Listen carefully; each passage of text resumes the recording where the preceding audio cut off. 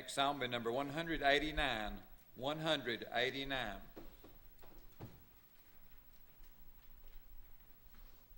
This is Gary Pellin speaking for the congregation. We welcome each of you to our worship service. We especially welcome our visitor and request that you fill out a visitor card located on the back of the pew. Other than serving the word tonight, Marion Grider is directing and singing. Opening prayer will be led by Harold Grider, and Jim Warren will have the closing prayer. Our speaker will be Ronnie Gibbard. Other announcements are gospel meeting begins in Whitwell with Willie Franklin, September 23rd through the 27th. Gospel meeting at Montego with B.J. Clark, 27th through the 29th. And a gospel meeting at Dawes with Jody Apple, September 28th through the 30th. Don't forget our youth devotional, September 30th here at the building at 5 p.m. Check the bulletin for a complete list of the sick of the congregation. Add the following. Mark Payne will be having back surgery tomorrow. We're pleased to announce that he obeyed the gospel yesterday when I have opening prayer.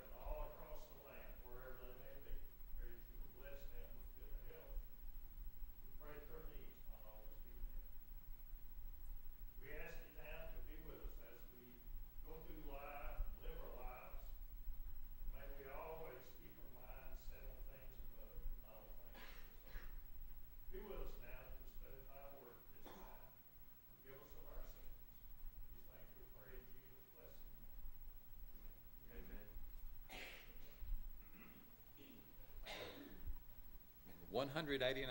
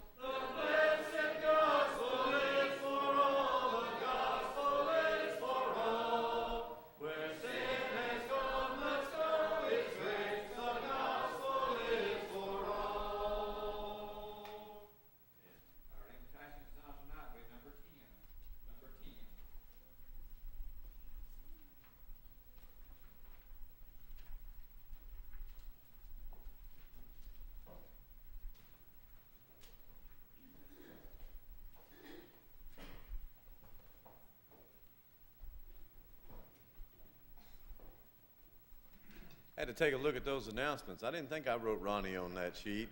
I had to wonder who was speaking tonight for a minute.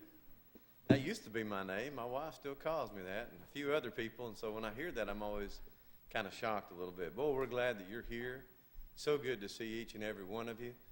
We're just so blessed to be together and to be able to come together and to open up our Bibles and study from it and talk about God and His Word. If you would, I don't have this on on the screen, so I would ask you to turn with your Bibles to Ephesians 6 with me. Ephesians 6. And we'll kind of get an introduction of what we're going to be talking about tonight. Also, I'm going to be doing something tonight with PowerPoint that I've never done before. So if I crash and burn, don't be too disappointed, okay? But I've tried to embed, there we go. Boy, I tell you, I'm having trouble with vowels today. I've tried to embed some video and into the PowerPoint itself, and it should work. It worked before, but you know how that goes. But hopefully you'll get something from it. It means a lot to me. Tonight we were going to look at,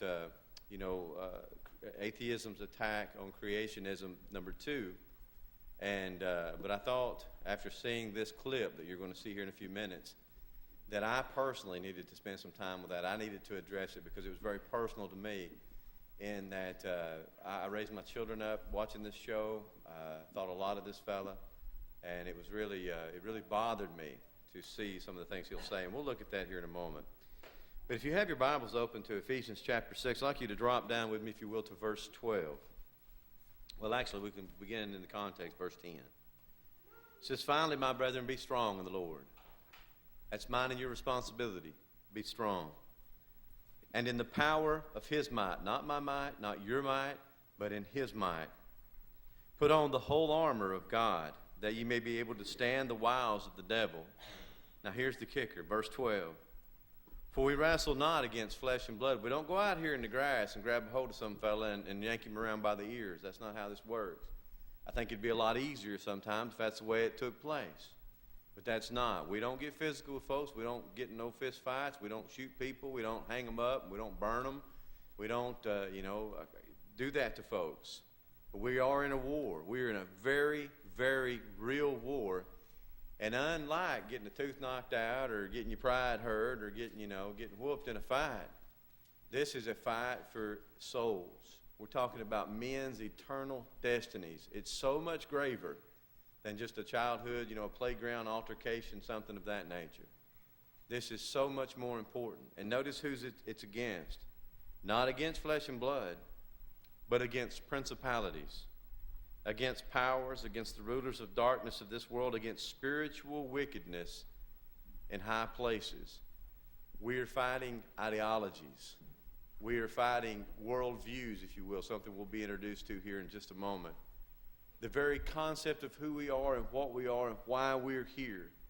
Who am I? How did I get here? What am I doing here? These are what we call worldviews. And Christianity is taking a beating right now in the United States of America.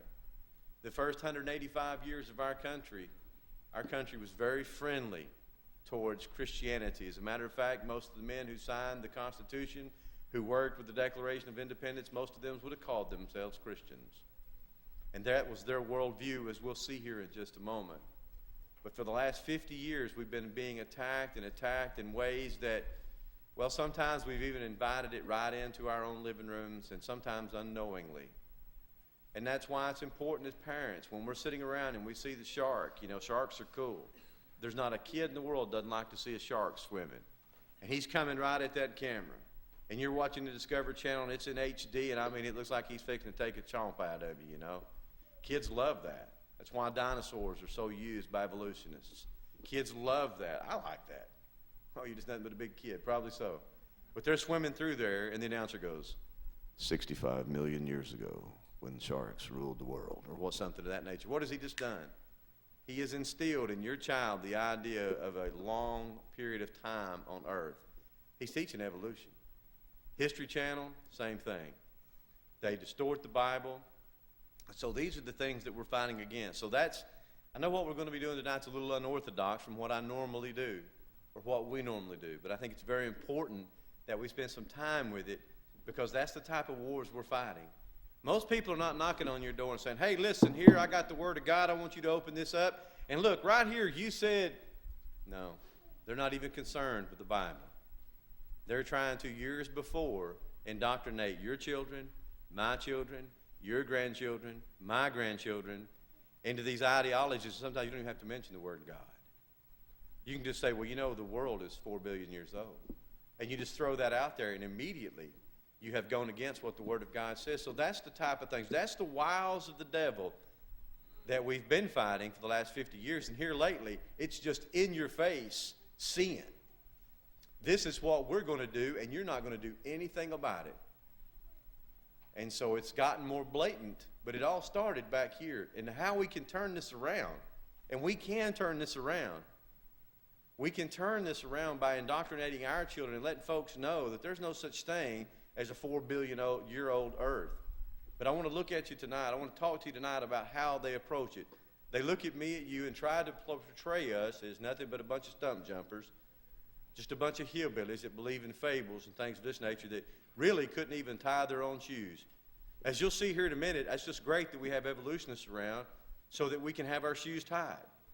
Because without evolution, you couldn't even know how to do that. Without evolution, you couldn't even turn your car on or use your smartphone or plug your computer in or do anything else. Because if you believe in creationism, you're basically just a myth believer. You believe in fairy tales and you're still hoping for the Easter bunny. That's why we're going to talk about tonight, handicapping our children. There are those who would tell you that by teaching your children that God created the universe in 6 literal days, that you are doing a disservice to your children. As we'll see here in a little bit, they're going to try to tell you that we can't function as a society like that. Well, brethren and friends, I just think you just need to step back for a little bit. What is our society's number one problem today? Ask yourself that. Is it really technology? Is science our number one problem? Are we behind all the other nations in the world in science? No. We lead the way. We lead the way in most categories. Now, other nations are catching up. But what is this country's number one problem?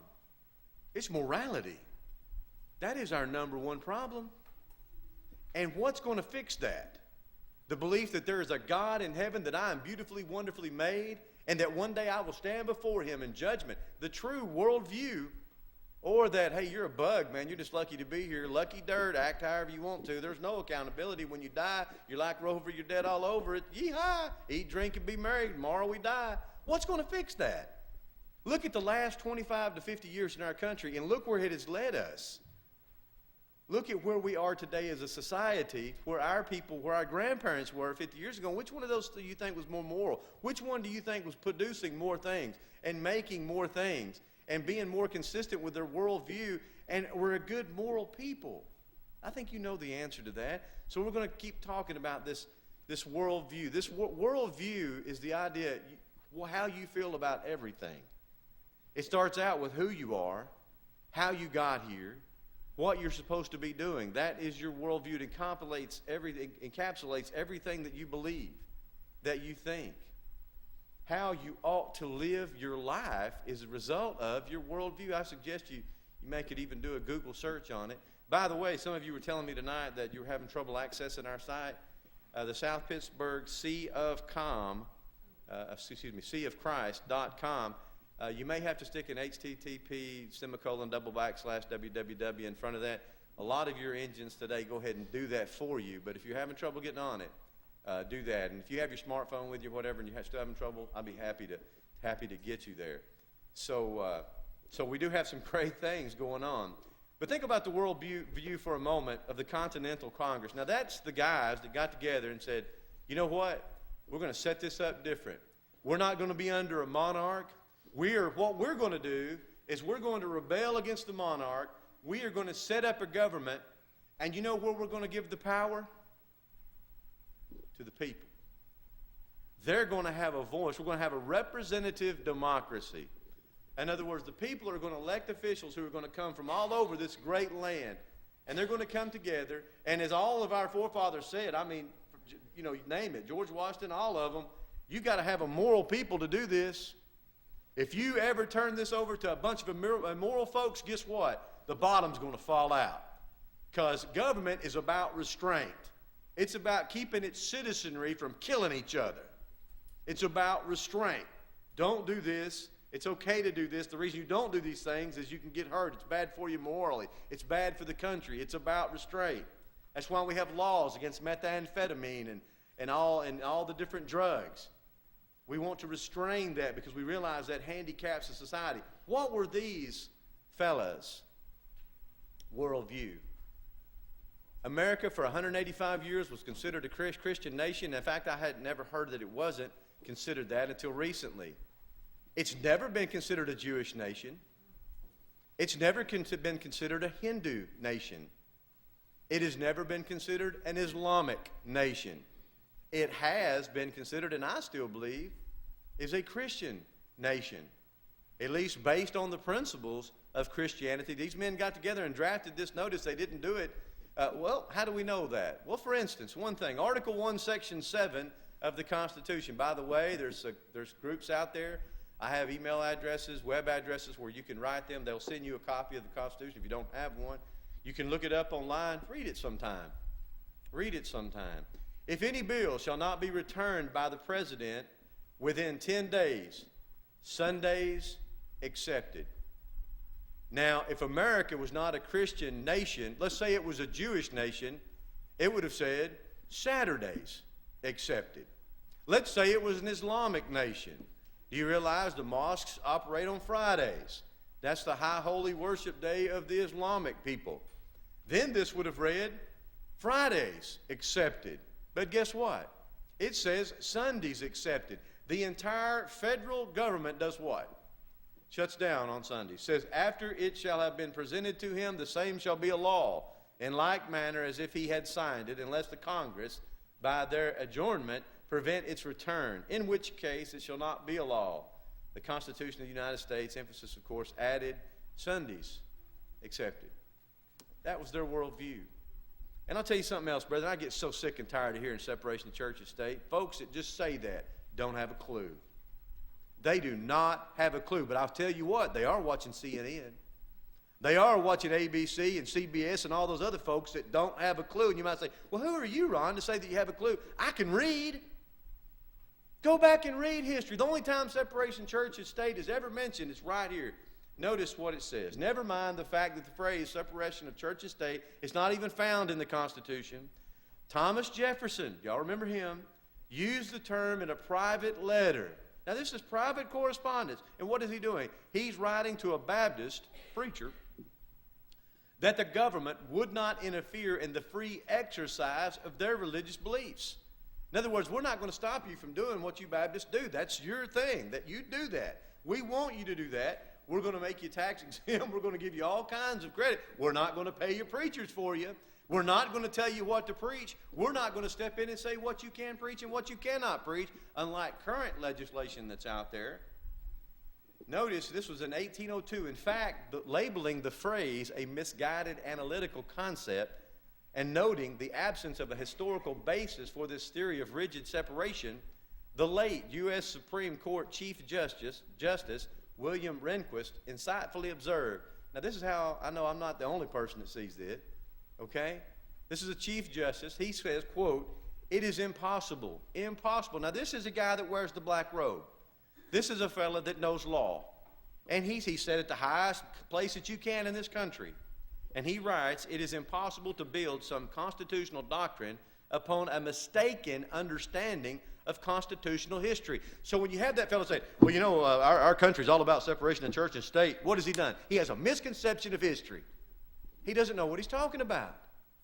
And yet this has been ingrained in us in the last 20 years so much that we just think, well, you know, the Constitution says separating church and state. I mean, we say that. We throw it around. We've heard it so much. It's not true. It's as silly as the evolution thing we've been looking at. That we're taught and we pay for the textbooks to put together to teach our kids that the earth is, we're a bunch of monkeys.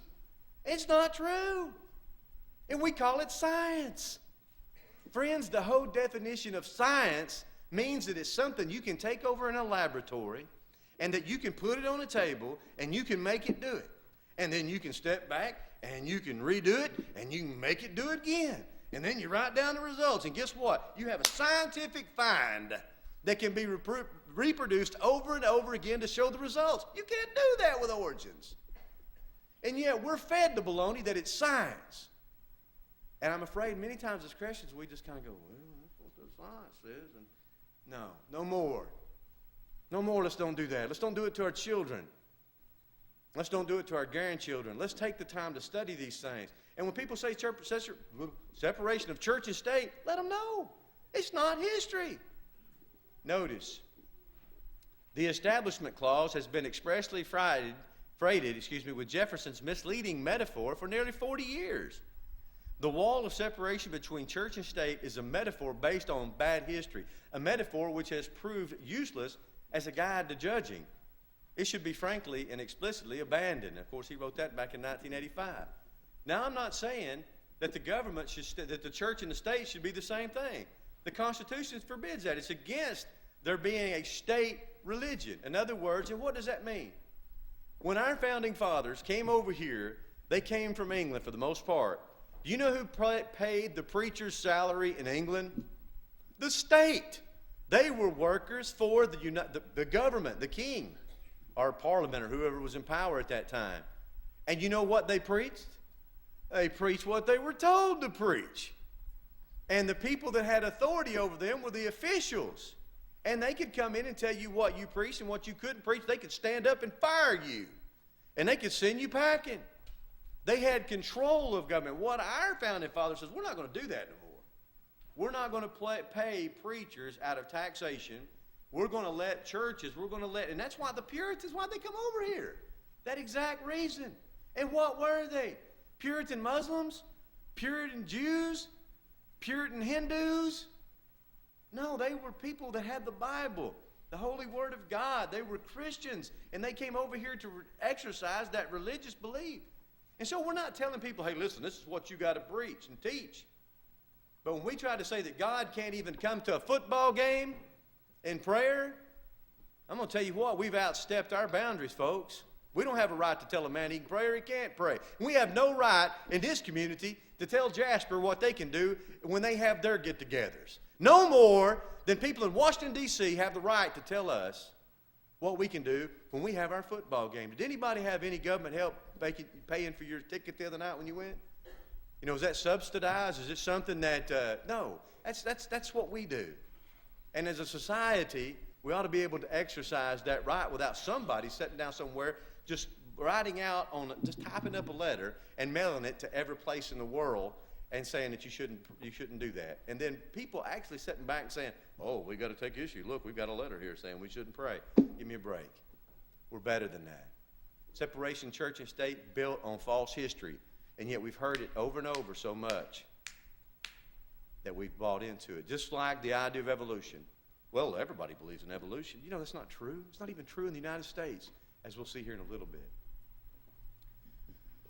When I used to spend time with my children, they like to watch those shows we don't watch, you know, or don't have the TV on a lot. But one show that I would stop and I would sit down and I would watch was Bill Nye, the Science Guy.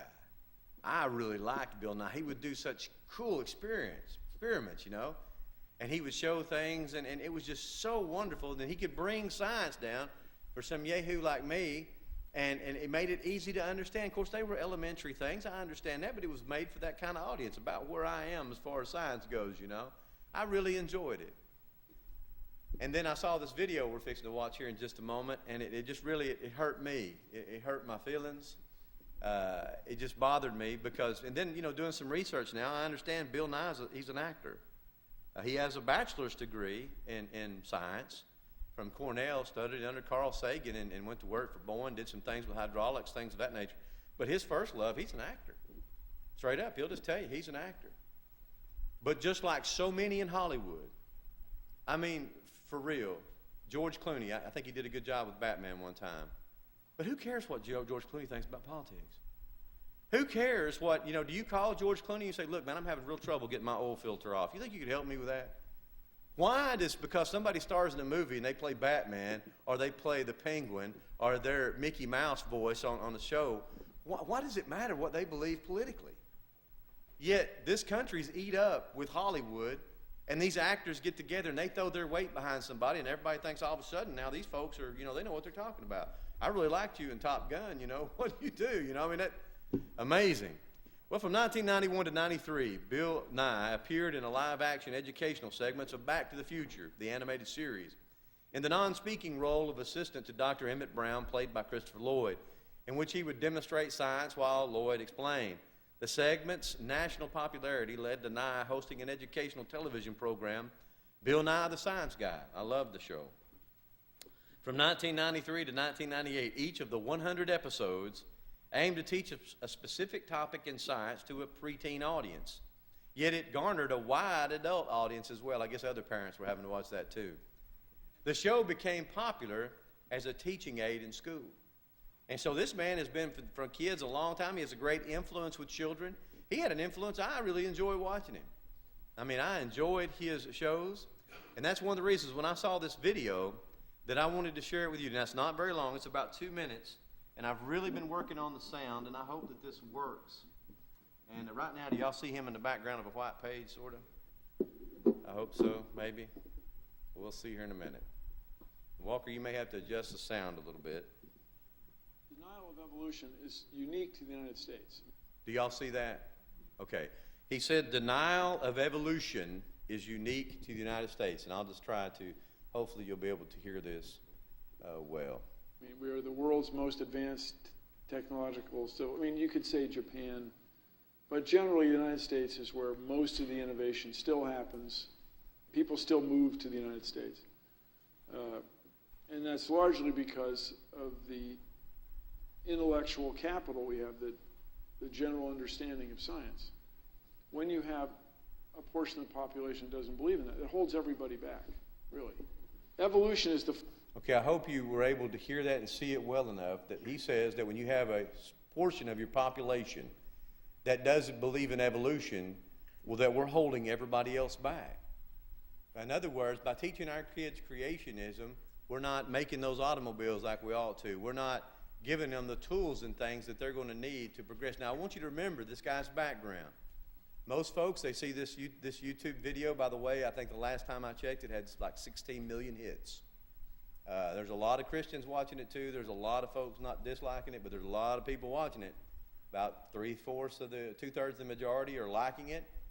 This is up on YouTube, and I'll try to put the link on the website. But I would like for you to continue to watch this with me. Fundamental idea in all of life science, in all of biology.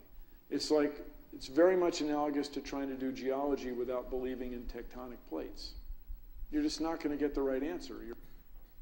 And boy, I made a mistake there. Sorry about that. I've got to learn to hit the right button. Let me go ahead and get through this for a second. One of the things he was saying, without understanding evolution, we don't have a clue of getting the right answer. In other words, if we teach our children creationism, that they don't have a chance, not going to have a chance in school, they're not going to be able, it's a fundamental understanding, and unless you understand that, you are not going to have a clue. You're not going to be able at all to understand. So hopefully we'll be about where we are now.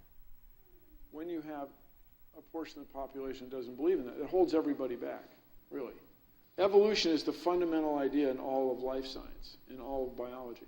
It's very much analogous to trying to do geology without believing in tectonic plates. You're just not going to get the right answer. Your whole world is just going to be a mystery instead of an exciting place.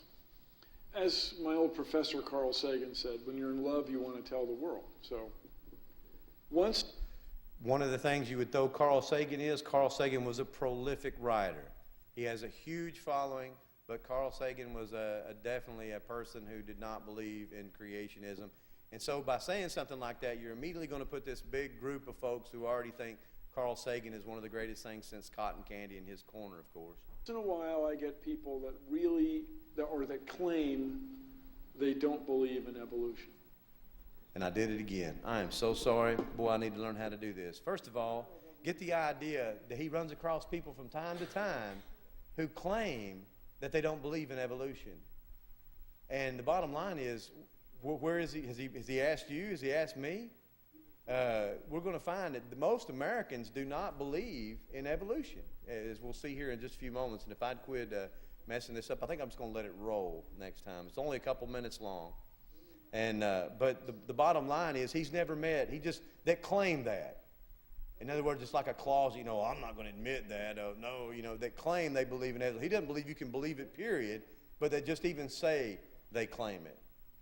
So It's not going to get the right answer. Your I'm not whole gonna cut it world off is just again. going to be You're probably a saying mystery thank you. instead of an exciting place.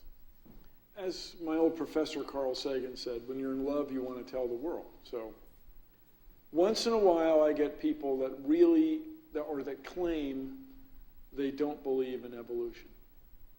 And my response generally is, why not? Really, why not?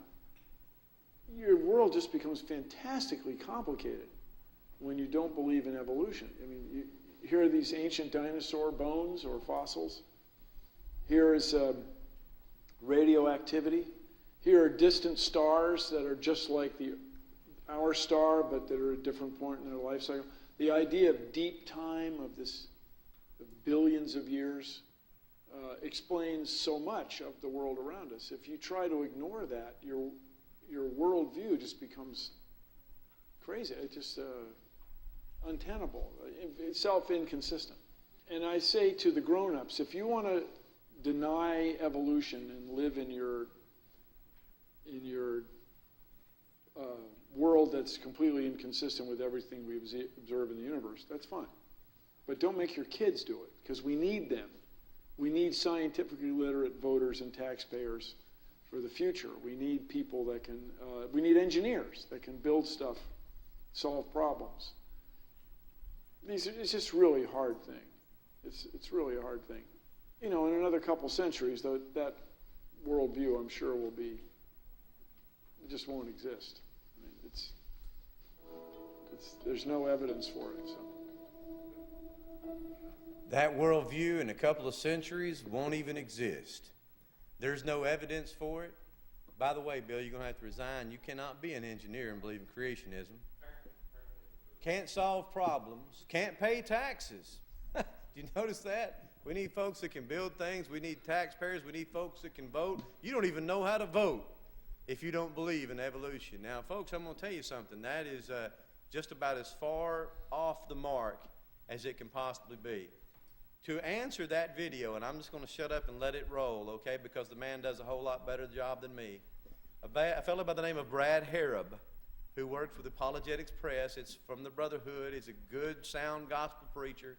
When we were taking the kids to the cavern in the winter, he was the fellow that would do the speaking. That's what he does. He has a PhD in something to do with your brain.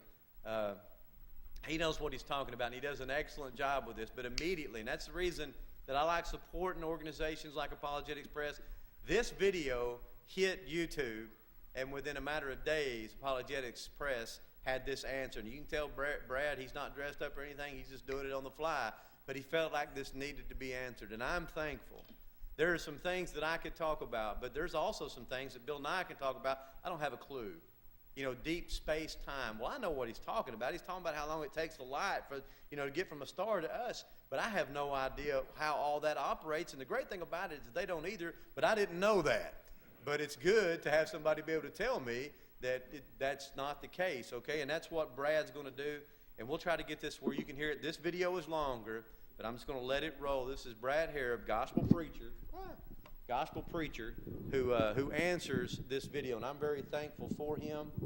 And hopefully this will go well. Denial of evolution. Okay, that's not the one I want. This is the one I want. Bill Nye just came out with a YouTube video titled, "Creationism is not appropriate for children." I want to spend just a moment of your time looking at exactly what he had to say. He starts out literally the very first line by saying, denial of evolution is unique to the United States. Trying to make us think that we're the only ones left, that we're an island out there, and that everyone else has already bought into the idea of evolution. And yet, I would point out the fact that Bill Nye didn't do his homework. For you see, there was an article that was published in the journal Science in the year 2006. It was titled Public Acceptance of Evolution.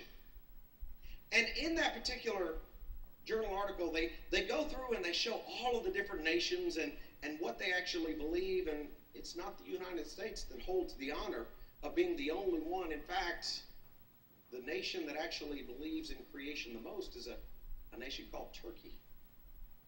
If you look at the chart itself, you'll notice the United States is far from being alone in our belief systems. He goes on to tell us that people are moving to the U.S. because of all things science. Listen to what he says. People still move to the United States, and that is largely because of the intellectual capital we have, the general understanding in science. Well, that's interesting. And I would really like to find out where he's getting his data from. Because if you were to just do a generic Google search on why do people move to the United States, science doesn't come up in the list. In fact, when you really find out why are people moving here, the number one answer, money. People feel like they can still do better in the U.S. than in other nations. They're also looking for things like freedom or liberty or the opportunities that America can offer that other nations can't. It's kind of interesting. Bill and I didn't point out the fact that we started as what most would consider a quote-unquote Christian nation. And people were seeking to come here, not because of our science. In fact, I've never one time heard anybody say, I'm moving to the United States because of their science. He goes on in his YouTube video to say that we're holding people back. He said when a portion of the population doesn't believe in that, talking about in evolution, it holds everybody back. Well, I would ask Bill Nye, well, what are we holding people back from? Because you see, there are a lot of folks out there, both presently and in the past, who didn't buy into the evolutionary theory and weren't holding people back. Like, for instance, we look in history, men like Sir Isaac Newton. Let me ask you, Bill, do you really think one of the greatest scientists of all times, a man who believed in the Bible, didn't buy into the evolutionary theory, was he holding us back? This is a guy who actually wrote papers refuting atheism and defended creation and the Bible. In fact, Sir Isaac Newton said, I find more sure marks of authenticity in the Bible than in any profane history whatsoever. Or what about Johann Kepler? One of the founders of the field of astronomy. Was he holding us back? A man that went to seminary for 2 years and said that astronomy was thinking God's thoughts after him. Or maybe you think Blaise Pascal was holding us back. A man who studied intensively in hydrostatics, differential calculus. He studied the theory of probability, and yet it was Pascal who came up with that famous wager, who said, how can anyone lose who chooses to be a Christian? Or maybe it was Robert Boyle. Boyle's Law. Maybe it was Boyle who was holding us back. This is the father of modern chemistry. And yet upon his death, Robert Boyle actually had money set aside for the Boyle lectures. Not lectures on chemistry, mind you, but lectures for proving the Christian religion. Or maybe you would think it's Michael Faraday, one of the greatest experimental physicists of all time, who held deeply to the Bible. You see, when you look at it, science wasn't being held back by these men. The foundations, the very fields were being laid by these men. Bill goes on to say, your whole world is going to be a mystery instead of an exciting place. If you don't believe in evolution, you're not going to get to that exciting place. It's all going to be fuzzy. Well, that's interesting. Since the last time I checked, evolution theory's got some mysteries it can't explain. So maybe Bill Nye can help us in explaining how do you get something from nothing. You know, allegedly before the Big Bang there was nothing, and then that nothing exploded, and we got all of this. So maybe he could help us understand, or maybe he could help us understand how do you get inorganic producing organic material, or how do you evolve male and female genders, by the way, in the same location at the same time. Or maybe Bill Nye can help us understand where morals come from, if they come from man and not God. maybe he can help us understand which man gets to decide what's right and what's wrong. And last but not least, maybe he can help us understand how do we get rational from irrational. He goes on then to take the tactic that basically anybody believing in creationism, you're in the minority. You know, you're just this small little isolated group out there.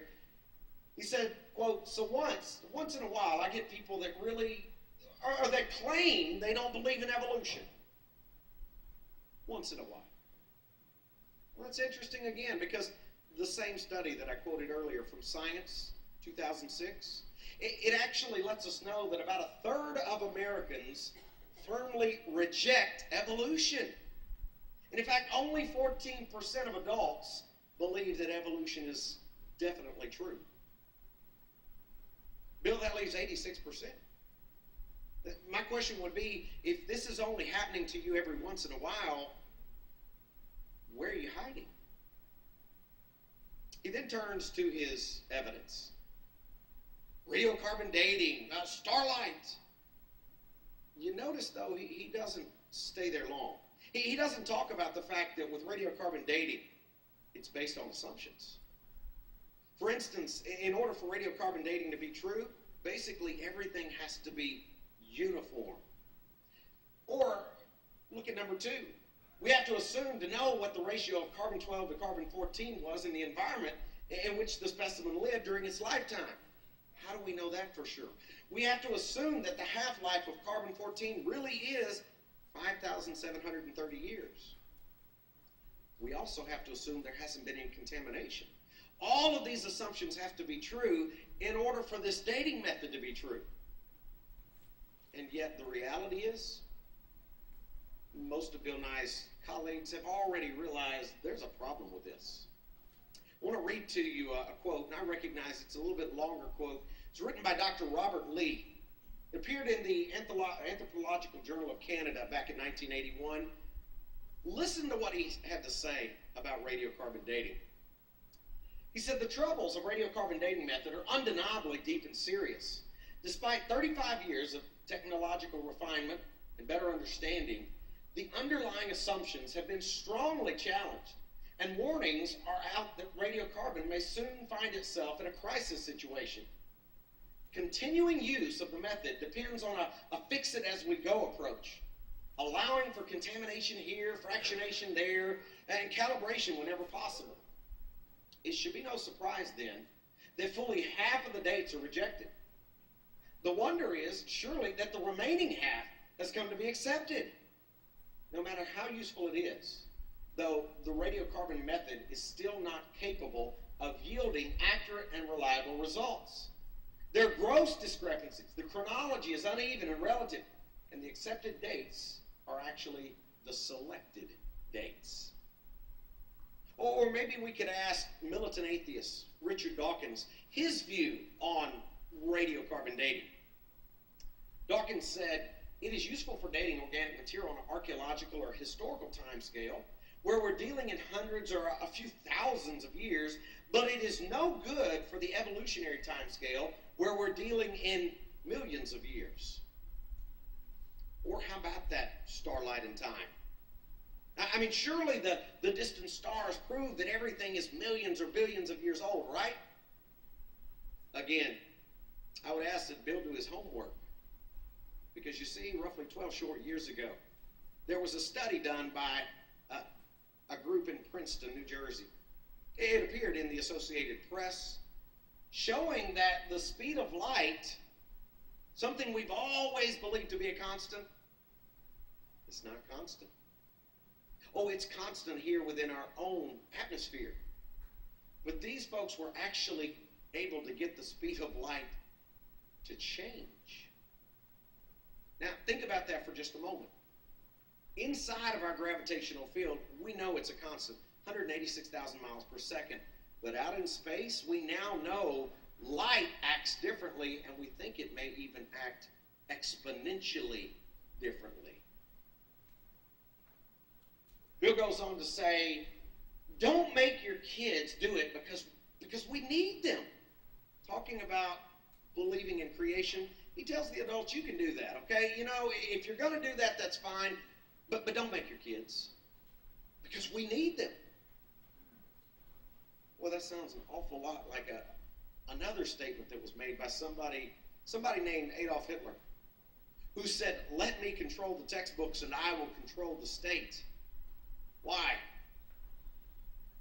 Because he needed the children.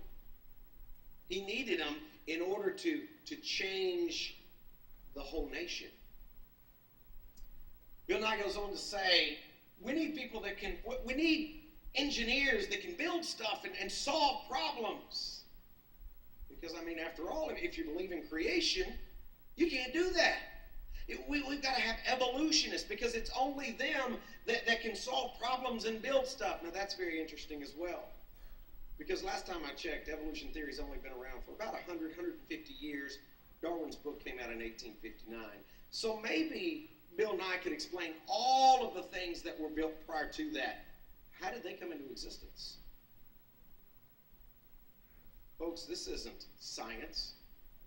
This supposed science guy is doing nothing but being a political guy. He's trying to push his worldview on you. And in the end, he as much admits that. He says, you know, in another couple of centuries, that worldview, I'm sure, will be, it just won't exist. He's talking about creationism, a biblical worldview. And he's saying it won't exist. Again, I would say that that's kind of interesting.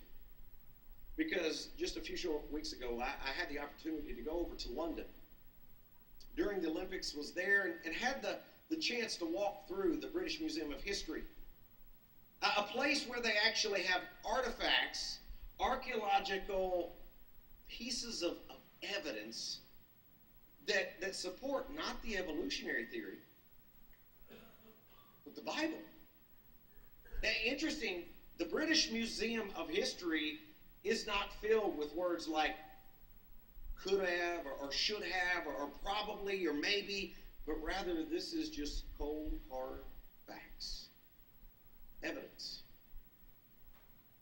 Bill Nye? He's not a real science guy. In fact, I would suggest to you, he needs to stick with the baking soda and the vinegar. But as for the real science, the real philosophy, I would suggest you leave that to the professionals. I certainly do appreciate Brad Harriv and him taking the time to do that. And one of the things that maybe you couldn't see up there when he says about how we're holding people back and that science, that was the pyramids, the Sphinx, and those stones over in England. Stonehenge, thank you, that were done, when they were lined up with the planets and the sun and all that thousands and thousands of years ago. I appreciate him doing that, but what I wanted you to see from that, how a man will take his worldview and he will take some facts and he will twist them to try to make you see things his way. I hope that if you learned anything, you can see that that's exactly what it was. Some of the things he was talking about, I don't understand. Don't feel bad if you didn't either, especially that exponential time change with the starlight. What is your worldview? What is my worldview? Our whole mission as the church is to help the people have the right, or help people have the right worldview. Yeah, I said that. The right worldview. There's only one. Friends, it's not atheism. It's not evolution.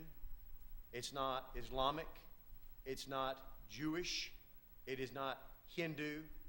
It is Christian. And you might say, well, boy, that's not very Christ-like. Well, that's very intolerant. Folks, that's as Christ-like as you can be. Jesus said, I am the way, the only way. It's emphatic in the Greek. The way, the life, the only life, the one and only. I am the way, the truth, and the life. There's no other way. There's no other truth. There's no other life. We're going to go by the Father. We're going to have to go through Christ. That's pretty intolerant, but it's the right worldview. It's the loving worldview.